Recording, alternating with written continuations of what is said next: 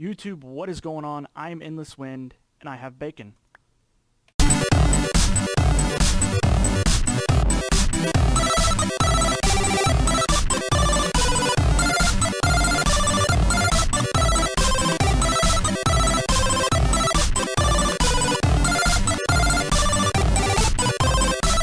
Guys, welcome to Season 1, Episode 2 of the Minecraft Feed the Beast single-player series. Got a little bit of ham, put it on the drying rack, get yourself some bacon here. The monster jerky worked out pretty well, used a little bit of it. Now I've got the bacon jerky. Did a little bit of work, started over here with the seared bricks in the ground for the smelting station. Got some cotton, so I can start trying to work on getting a bed. Didn't do much else than that other than the sugar that's slowly starting to grow. Did find a few things, did make a few things, dug down all the way down to about level 10. Might have found something down there. Left it there for y'all. Found quite a few things. Did find an emerald here and got the copper that I needed. Got some lead that I'm going to need. And also some tin. And if you come over here, you'll see that I already made a grindstone. And we're going to go ahead and probably set that over here. See if I've got some sticks. Yeah, I've got some sticks. We'll make the lever for it, just like that. You can see here's the chest that's next to it with this Tinker's crafting station, so you have access to that chest. You can pull whatever out and put whatever in from there. So I've got my wooden crank, put that in there.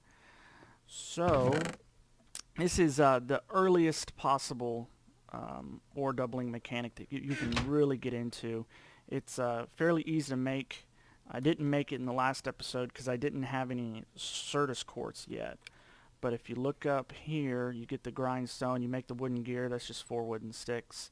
And then this Certus quartz, or you can use nether quartz, but I'm not close to going to the nether yet. Some regular stone and some cobblestone get you the grindstone. And so I'm going to head and grind this up, start working towards getting a crescent wrench, working towards getting a tank so I can start working on the smelting station for you guys. So guys, what you do here with this grindstone, I put my lead in there, and then you right click on the crank. It'll spin about 8 times for each piece. It'll double it up here, and you'll see that in a second. If you keep doing this, you'll see that it breaks. So once it stops spinning, you want to stop, otherwise you're going to build more, and you see you don't get all the sticks back. 4 is actually pretty good. I've gotten back like 2 sometimes, so it just depends. And then we're going to throw this lead over here, the lead dust. Throw it into the furnace. Each lead dust will get you 1 lead ingot. This lead here is from IC2 or Industrial Craft 2. So you get the 1 lead ingot. Wasting a little bit of coal here, but I'm not too worried about it. There's so much coal around this little location. I've passed up some of it at this point. So we'll get more. We'll get a quarry going later, and we'll have coal and charcoal, and down the road, we'll wonder why we even tried to save any coal. So I've got this, and the next thing I'm going to do here is make a crescent hammer, which is this bad boy right here. That's how we're going to pick up the tank, and then we're going to make the tank. This is This is a creative one. You can only do this in creative. It stores basically an unlimited amount of liquid. This one will do, I think, 8 buckets or 8,000 millibuckets. So that one's kind of nice. We only need a little bit right now. So I did find some lava down here. So we're going to go down there and get it. As y'all can see, I mined pretty far down. There's some lava there, but I didn't find that. And we're going down and down and down and down. Stop down here about level 10, I think. Lava's down that way, but I did find Didn't take too long. Some of these bad boys. Getting them diamonds. 4, 5. That's not too bad. Yeah, it's not too bad at all. So now we're going to come back over here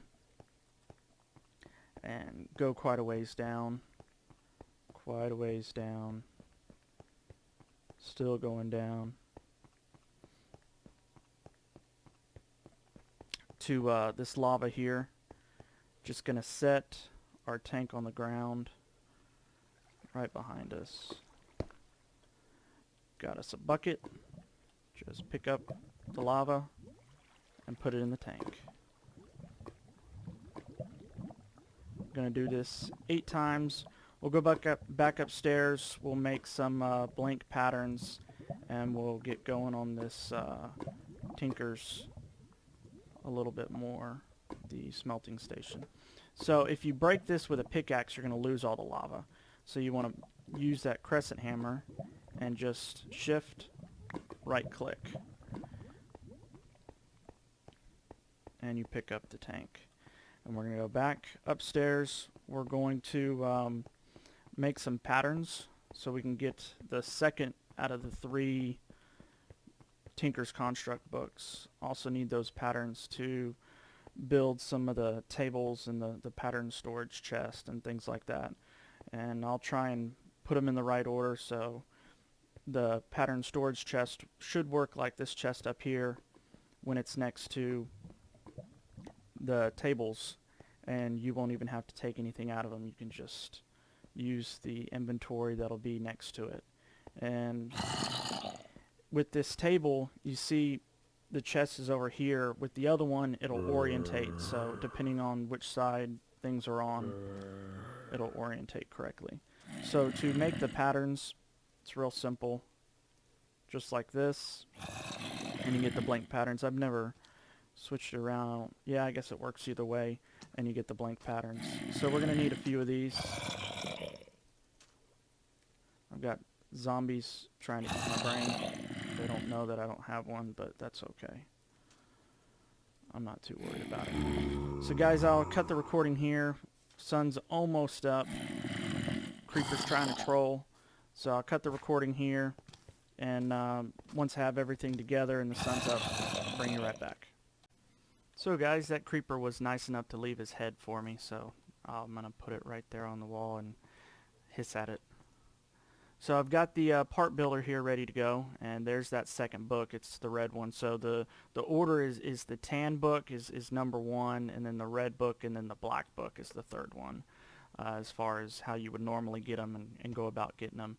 This one is probably the one you're going to use the most, because it's got the tools and you can read all about them, and then it's also got these materials they're made out of, and then the modifiers here at the end.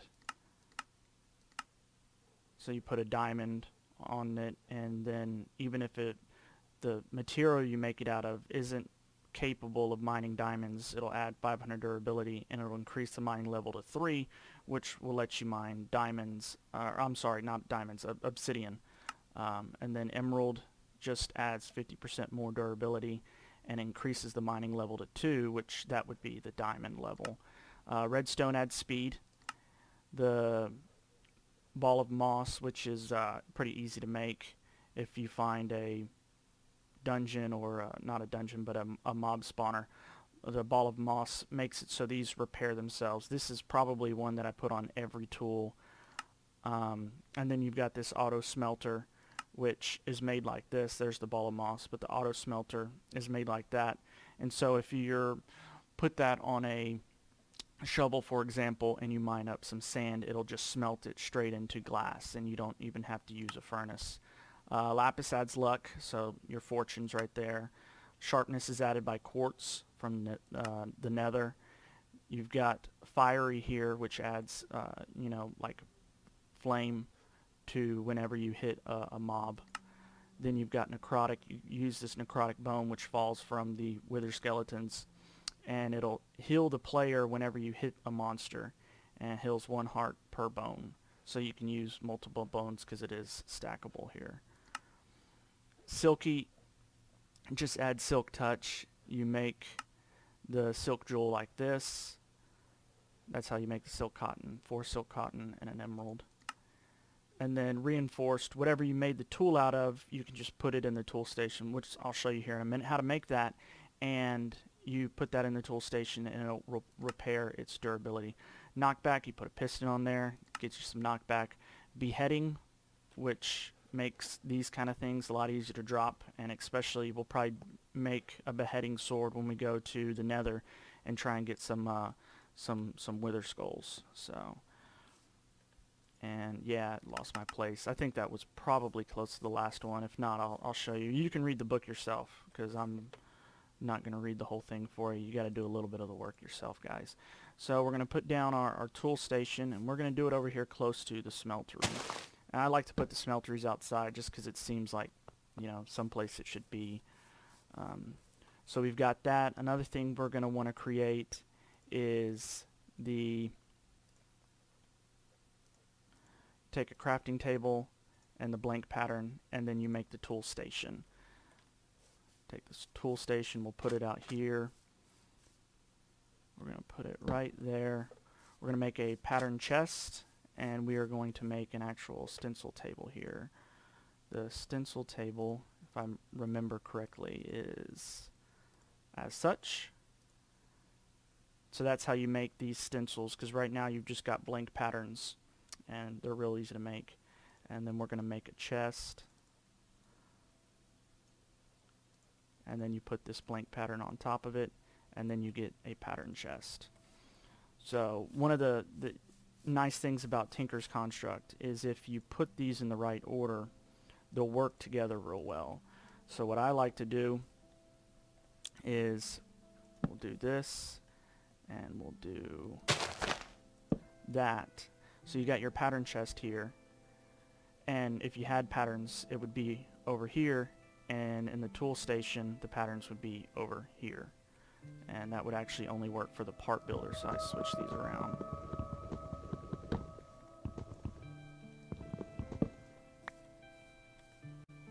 So we'll put that there and that there.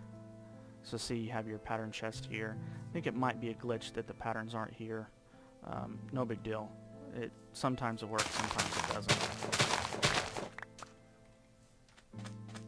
So we're gonna keep going with the sugar so we can get making on paper.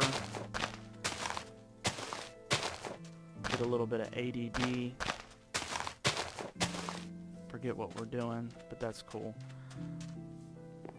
Alright, so here's the bottom of the Tinker's Smelting, and it's just 3x3 for a total of 9. Some people do it on the ground. I kind of prefer to do it in the ground. It just looks cooler to me. We've got a lot of seared bricks in here, and we are going to grab our black book, I believe.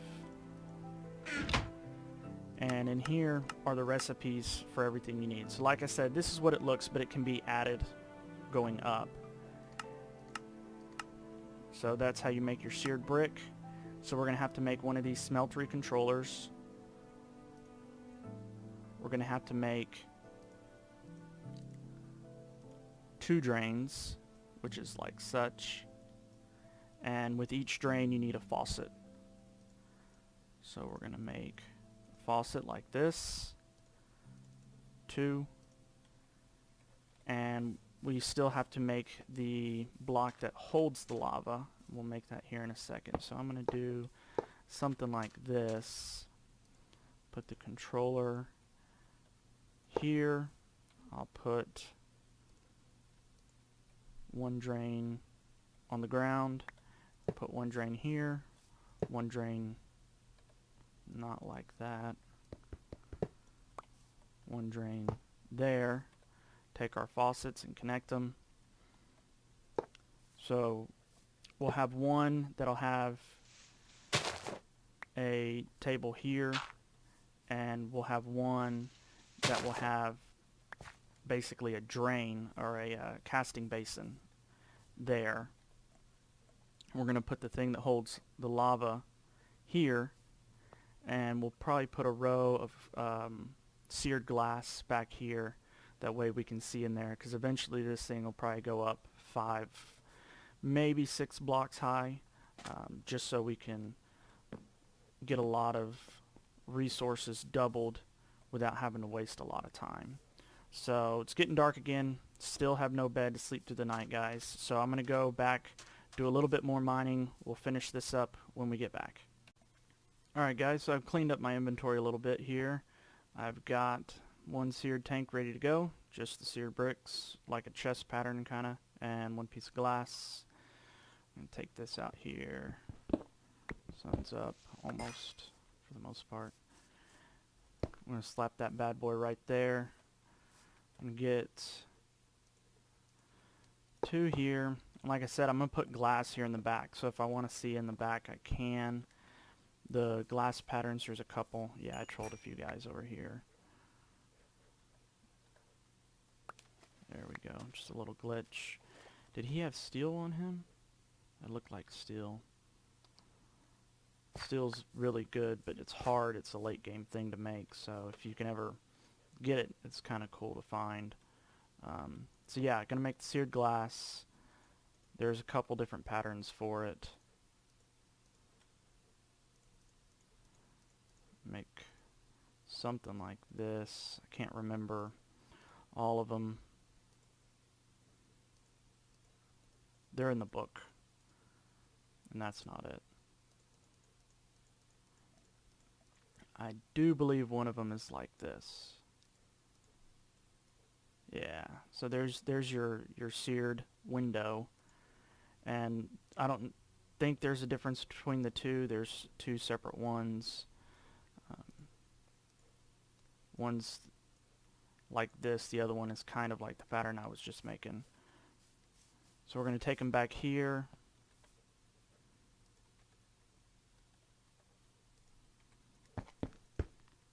So once you do this, once it's completely enclosed, you should come over here and see this fire right there. So that means it's ready to go. You've done it correctly. It's good. Got to get lava in here, and we've got our pourable tank full of lava. So how do we get that to that? Well, you could be stupid and you could put it on the ground, do a bucket into there and a bucket into there. You can also use fluid ducts, which I do believe I have all the resources on me to make the basic fluid ducts that don't render the liquid going through. These opaque ones right here. So just copper, lead, copper, get you 6. And then we're going to need quite a few more seared bricks here. It's not going to be enough to circle everything around. We'll get some more here later. But as long as we have something up above to put this tank on, and we'll do it like so. When you just right click, you're going to open up this inventory, so you got to shift right click like it did there. And we're going to put this here. Fluid duct over there. This little rendering thing here, I don't think it'll do anything, but we're just going to take this just like that. Just right click there, and then it's already set to output mode, I believe. So just do that.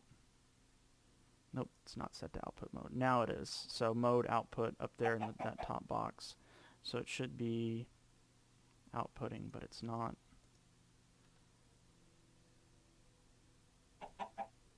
Ah, that's what we need to do. Just leave it like that. When you do that red, that's output. So output doesn't equal output. And so now we can go ahead and start using this. The first thing we're going to want to do is make some aluminum brass to make some ingot form cast. So in the book here, this one right here, and I think the other one too maybe, it'll show you how to make the aluminum brass. It's real easy. 3 aluminum, 1 copper. So you have to remember that this doubles unless it's already in ingot form, so then it won't double. So really what we're going to need is 2, and 6 to begin with. So I've got some aluminum in here, and I've got some copper right here. So we'll take 3 aluminum, that's the aluminum gravel. 1, 2, 3, and 1, 2. So we'll do something like that. Open up this interface here. You see you've only got 9 slots. If you look here, you've only got 9 open blocks until we finish closing this in. So we're going to take the 3 aluminum, we're going to take the 2 copper, and if the combination is correct, and even if it's not, you'll have just some excess, but if the combination is correct, you'll have the perfect amount of whatever you're wanting. So we doubled it, and I believe it doubles it already, so we may get 4 ingots. The math is escaping me, and I don't care to do it perfectly because you can always get everything else out. So let's break some sugar, wait for that to break down. It doesn't take too long. Some things take longer than others. One of the longer ones I believe is obsidian. Takes a little bit longer. You can see the aluminum is real quick. It's got a lower melting point than the copper. The aluminum's pink, copper is orange. So copper's almost done. You can see molten aluminum. So now we have 8 ingot brass, which is pretty good. So what we need to do here, and I'm going to use it on this one, we're going to create a table, which I've used all of my bricks. So give me a second, I'm going to make some more bricks, guys, and I'll show you how to make the table. Alright guys, so I've got my 7 seared bricks. Just make a table pattern. You get the casting table. We'll take the casting table out here before it gets dark. Put it down here. So what we're going to do is we're going to take just any ingot and slap it in there. The aluminum brass is in here. Right click on the faucet and it's going to make a cast. And the cast is now an ingot cast. So if I want to turn these into ingots, just drain it out.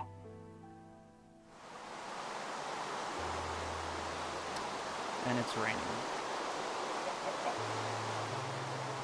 Alright guys, so that's the beginning of the smelting station. I'm going to start working a little bit on the house, and going to just build down into here, probably starting from that direction over there, so you'll come right under the cliff. This will all get cleaned up and whatnot, so gonna try and do it fairly big, but it's gonna be a lot of digging, and I'm gonna want to use this smelting station. That's a good storm. This smelting station to make the tools that I'm gonna want. So we'll do that in the next episode.